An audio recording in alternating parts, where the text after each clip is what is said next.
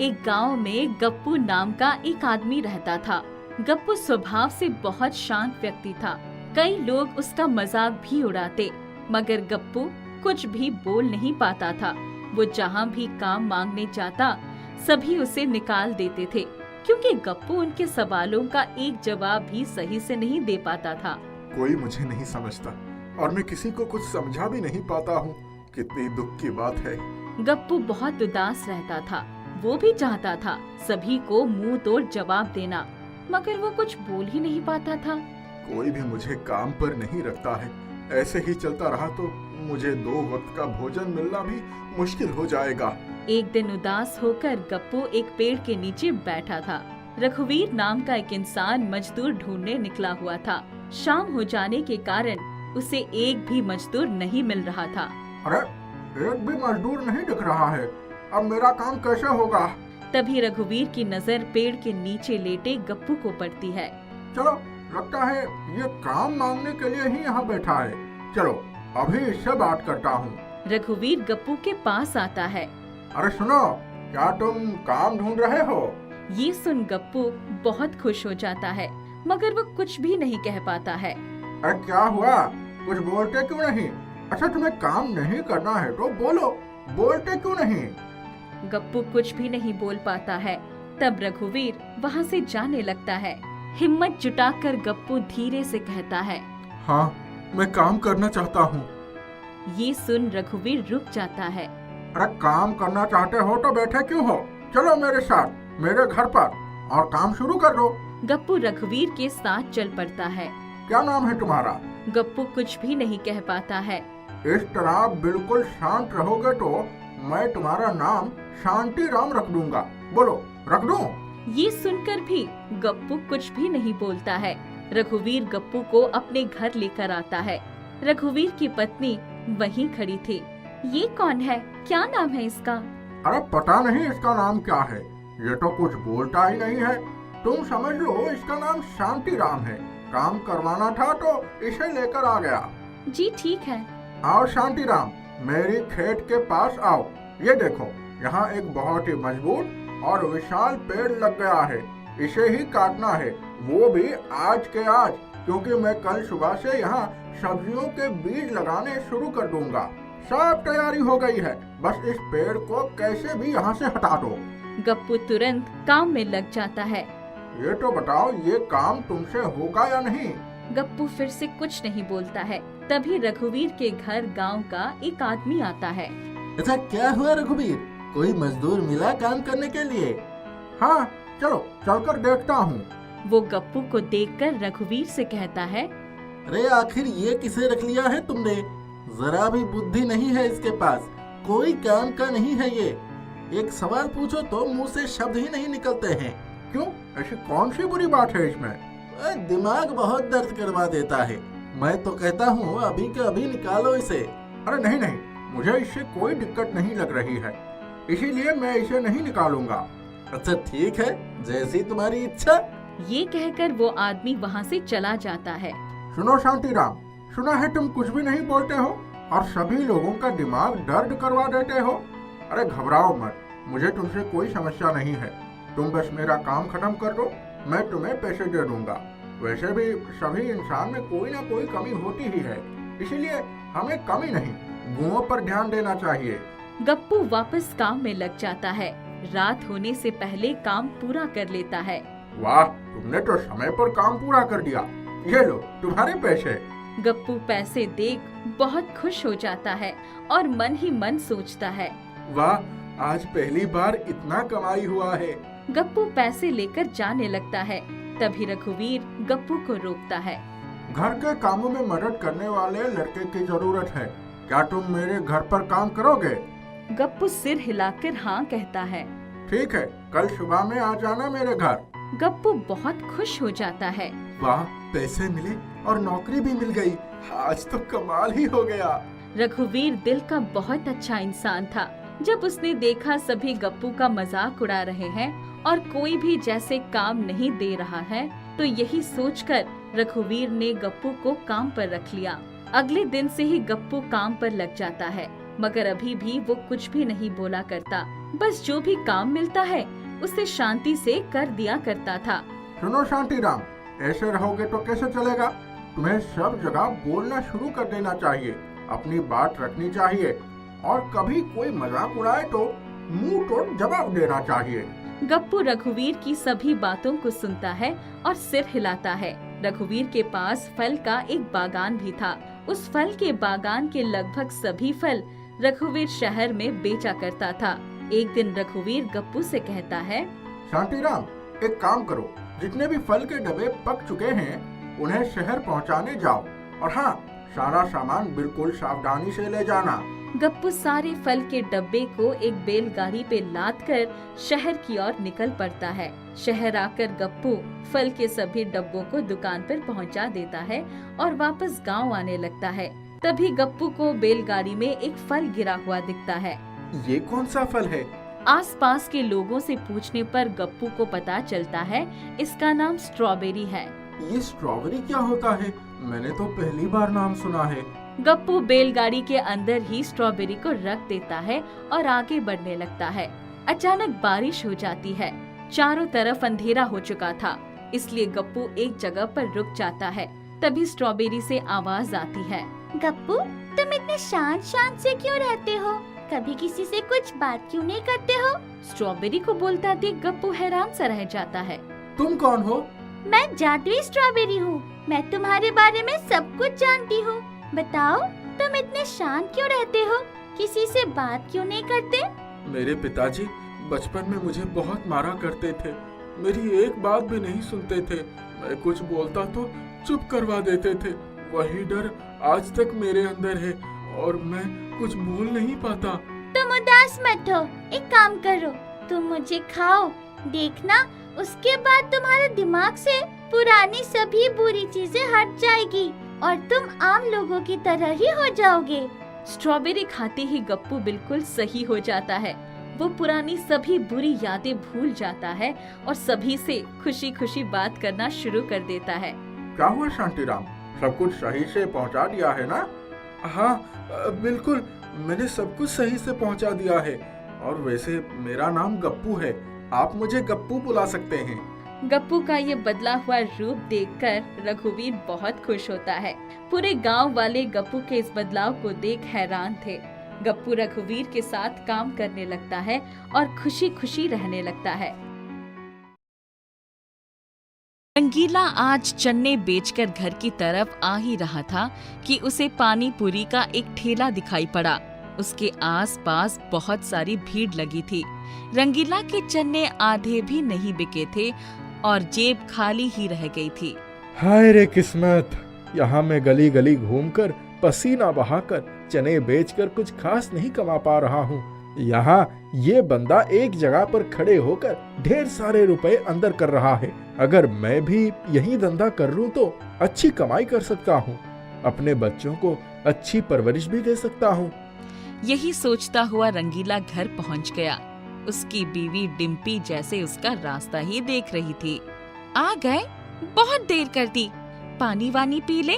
अरे हाँ, लल्ला के लिए स्कूल के कपड़े और रेनकोट लेनी है, बरसात सर पर है। मम्मी, जूता भी फट गया है। अच्छा वाला जूता लूंगा। क्लास में सबके जूते नए नए हैं, कपड़े भी नए हैं। अरे कपड़ा, जूता, रेनकोट सब साथ में ही लेना है। ऐसा करते हैं, पहले रेनकोट ले लेते हैं, ज्यादा जरूरी है। पैसा कम है, बड़ी मजबूरी है। देखो जी, मेरे पास कुछ रुपए हैं, लेकिन ये काफी नहीं है।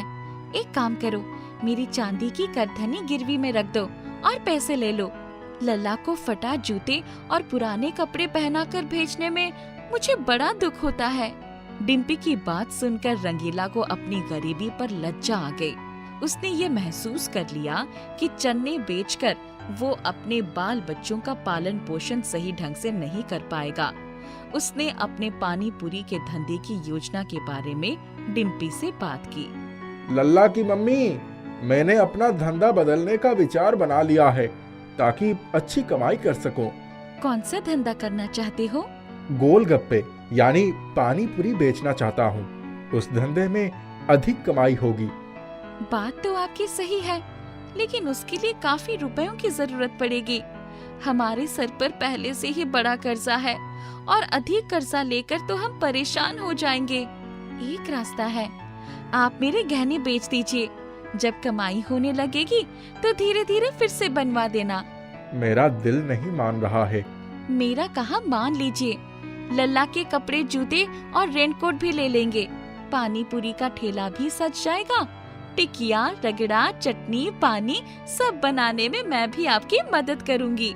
रंगीला ने डिम्पी के सारे गहने बेचकर बहुत सारे रुपए ले लिए। लल्ला के लिए रेनकोट, कपड़े और जूते भी खरीद लिए। शेष रुपए लेकर वो घर आ गया। दोनों प्राणी रात में सारी योजना बनाते रहे। बड़ी देर के बाद नींद आ गई।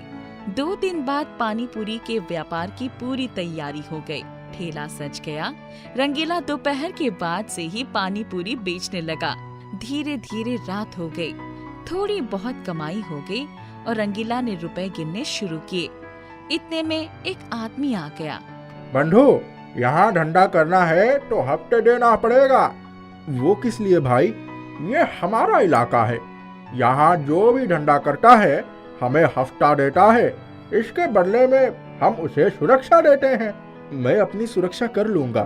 सोच लो, वरना बहुत पछताओगे। वो आदमी चला गया और कुछ देर के बाद दूसरा एक गुंडा आ गया।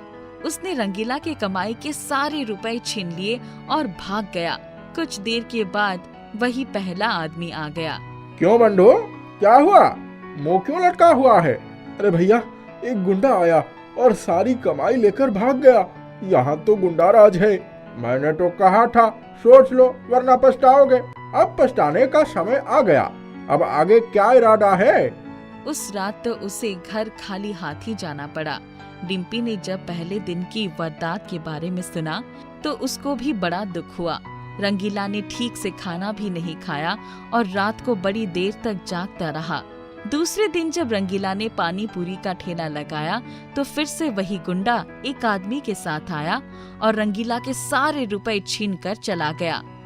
2 दिन तक लगातार लूट कर रंगीला टूट गया था। वो रात वो सो नहीं पाया। कुछ देर के बाद घर से बाहर आ गया। वो दुखी होकर घर के पास वाले पेड़ के नीचे बैठ गया। सामने जंगल से एक साधु महाराज आ रहे थे। उन्होंने रंगीला को देखा तो पहचान लिया और रुक गए। क्या बात है रंगीला जी, घरवाली ने बाहर निकाल दिया है क्या? प्रणाम महाराज, नींद नहीं आ रही थी तो बाहर आ गया। बहुत परेशान दिखाई दे रहे हो। महाराज, आपसे क्या छुपाऊं, आज पानी पूरी के धंधे में जितनी कमाई थी सब चली गई। एक गुंडा लेकर भाग गया। नए धंधे की शुरुआत ही बहुत बुरी हो गई। रंगीला, तुम बहुत नेक हो और ईमानदार आदमी हो। तुमने सदैव दान पुण्य किया है, उसके बदले में कुछ नहीं पाया है। अब समय आया है, चिंता मत करो, सब ठीक हो जाएगा। महाराज, आप इतनी रात को जंगल में क्या कर रहे थे? इसी जंगल में मेरी कुटिया है। मैं अपने मंत्र सिद्ध के लिए जा रहा हूँ। तुमने कई बार मेरी बड़ी सेवा की है, आज मैं तुम्हें कुछ देना चाहता हूँ। इतना कहकर साधु महाराज ने अपने झोले में से एक छोटा झोला निकाला और उसे रंगीला के हवाले कर दिया। महाराज, इस झोले में क्या है? घर ले जाओ, देखना सब कुछ समझ आ जाएगा। इसमें से जो भी पाओगे कभी समाप्त नहीं कर पाओगे। उसी से अपनी जिंदगी बनाओ। रंगीला साधु महाराज का दिया हुआ झोला लेकर घर पर आ गया। उसने उसके अंदर हाथ डाला तो बहुत सी रंगीन पानी पूरी की जादुई पूरी बाहर आने लगी। वो जितना निकालता था उतनी ही अंदर और पैदा हो जाती थी। बहुत सारी रंगीन पानी पूरी इकट्ठा हो गई। वो खुशी से पागल हुआ जा रहा था। इतने में वहाँ डिम्पी भी आ गई। अरे लल्ला के पापा, इतनी सारी रंगीन पानी पूरियाँ कहाँ से आ गई? रात में कौन सी डिलीवरी आ गई? अरे लल्ला की माँ, ये डिलीवरी की पानी पूरियाँ नहीं है, ये जादुई है। देखो, ढेर लग गया है। दूसरे दिन जादुई रंगीन पानी पूरियाँ लेकर रंगीला बेचने के लिए चला गया। जादू सा हो गया। रंगीन पूरियाँ बढ़ती जा रही थी और स्वाद बढ़ा रही थी। जो भी खाता वह किए बिना ना रह पाता। बहुत सारे ग्राहक आते गए, खाते गए। पूरियों के जादुई प्रभाव से कोई भी माल कम नहीं हो रहा था। रंगीला के पैसे की पेटी भर गई तो उसने जेब में रुपए डालने शुरू कर दिए। जिस गुंडे ने एक दिन पहले रंगीला के रुपए मारे थे, वो कुछ दूर खड़े होकर रंगीला के शानदार धंधे की कमाई का अंदाजा लगा रहा था। उसके जेब में हलचल हुई। उसने जब अपनी जेब में हाथ डाला तो पागलों की तरह कूदने लगा। उसके जेब के बहुत सारे रुपए गायब हो गए थे। हे भगवान, मेरी जेब कट गई, सारे रुपए चले गए, मैं बर्बाद हो गया, मर गया रे। किसने चुराए मेरे पैसे? अब मैं क्या करूं, कहाँ जाऊं?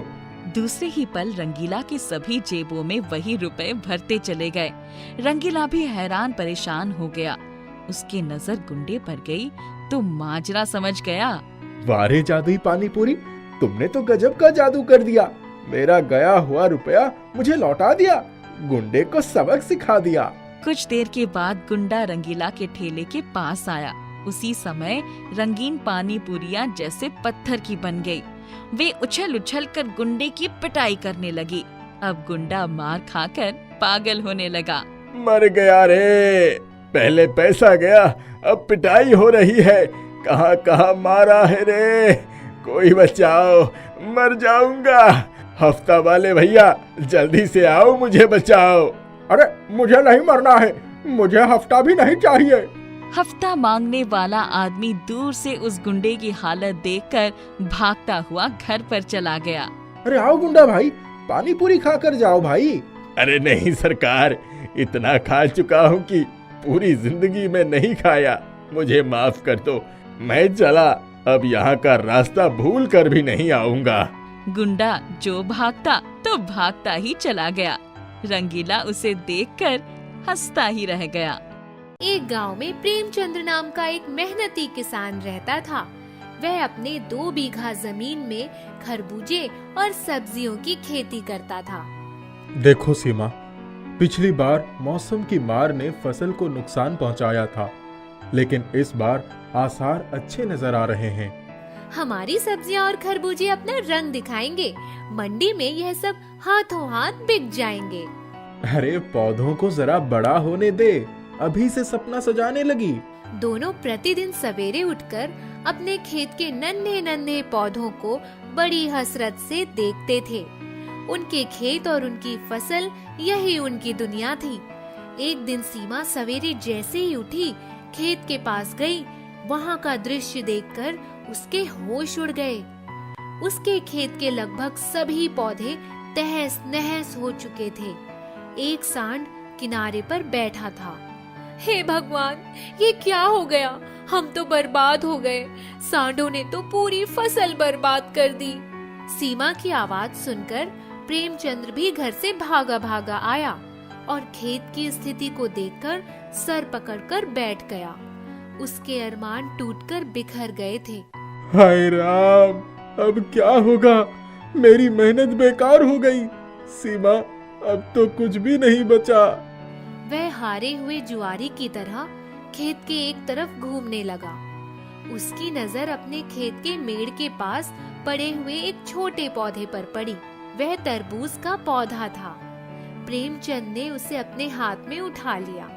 ऐसा लगता है कि जब सांडों ने खेत की फसल को खाया और रौंदा होगा, तभी उनके पैर से लिपटकर ये पौधा बाहर आ गया। खरबूजे के साथ साथ एक तरबूज का पौधा भी पनप गया था। इसे हमें खेत में फिर से लगा देना चाहिए। एक तरबूज के पौधे को लगाने से क्या होगा? हमें आसपास जितने भी पौधे मिलेंगे, उन्हें फिर से खेत में लगा देंगे। इन्हें नया जीवन मिलेगा। इसके बाद हम कल से नए पौधे लगाएंगे। दोनों ने मिलकर आसपास के पड़े हुए कुछ पौधों को और उनके साथ साथ तरबूज के पौधों को खेत में लाकर फिर से मिट्टी में लगा दिया। वे एक दूसरे को धीरज बांधते हुए घर की तरफ लौट गए। दूसरे दिन सीमा सवेरे उठी और खेत की तरफ जाने की तैयारी की। अरे उस तरफ कहाँ जा रही हो? मन खट्टा हो जाएगा। अपना ही खेत है, सवेरे सवेरे मैं हमेशा उसके दर्शन करती हूँ, आज भी करूँगी। सीमा खेत के पास पहुँचते ही बहुत जोर से चौंक गई। हाय दैया, ये क्या हो गया? तरबूज का पेड़ एक रात में इतना बड़ा हो गया। अरे रे रे रे, इसमें तो फूल भी निकल आए हैं। मुन्ना के बाबूजी, जल्दी आइए, तरबूज के पेड़ का जादू देखिए। अरे कौन सा जादू दिखा रही हो? अरे ये तरबूज का पेड़ इतना बड़ा कैसे हो गया? मैं कोई सपना तो नहीं देख रहा हूँ। देखो सीमा, फूल भी आ गए हैं। एक तरबूज के पौधे में इतना कमाल। अगली सुबह जब प्रेमचंद्र और सीमा ने तरबूज के पौधे को देखा तो उनकी आंखें फटी की फटी रह गईं। पौधा पूरे खेत में फैल चुका था और नन्हे नन्हे प्यारे प्यारे तरबूज भी खेत की शोभा बढ़ा रहे थे। दोनों पति पत्नी खुशी से झूम उठे। इसी तरह पूरा खेत बड़े बड़े तरबूजों से भर गया। मैंने सपने में भी नहीं सोचा था कि एक तरबूज का पौधा इतना चमत्कार दिखाएगा। अरे बाप रे, ये तरबूज बड़े भी हैं और वजनी भी है। ये तो जैसे जादू हो गया है। चलो एक तरबूज को काट कर देखते हैं। चलो इसे चख कर देखते हैं। नहीं नहीं, अभी नहीं, मैं इनका भगवान को भोग लगाऊंगी, इसके बाद आपको खिलाऊंगी। हाँ, ये तो तुमने बहुत सही बात कही। उस ऊपर वाले की कृपा से ही तो हमें ये मिला है। हम मुरली वाले के लिए तरबूज का भोग जरूर लगाएंगे। दोनों ने तरबूज का भोग भगवान को लगाया और इसके बाद उसका स्वाद चखा तो खुशी से मुस्कुराने लगे। अरे वाह, क्या स्वाद है! ऐसा लगता है जैसे इसके अंदर मिश्री घोल दी गई हो। गांव का एक व्यक्ति सुग्गा वहां आ गया। अरे सुग्गा, इधर आओ, लो मेरा तरबूज खाओ। अरे भैया, मजा आई गवा।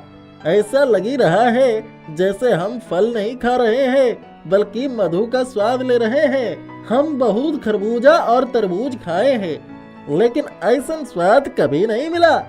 अपनी मंडी में कौनो व्यापारी इसका मोल नहीं दे पाएंगे। इसको हमें शहर की मंडी में बेचना होगा।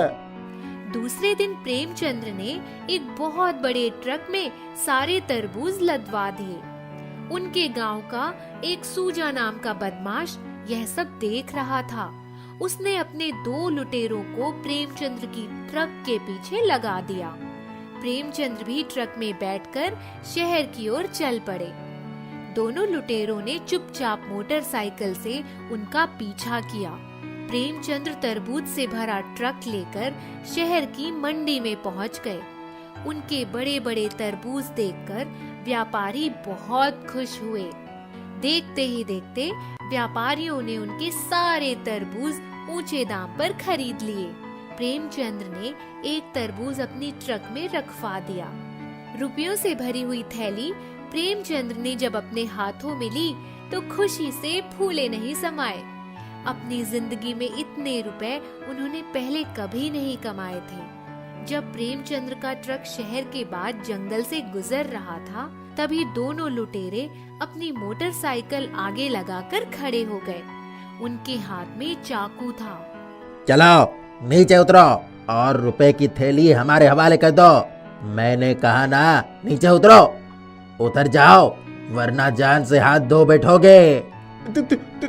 तुम लोग कौन हो?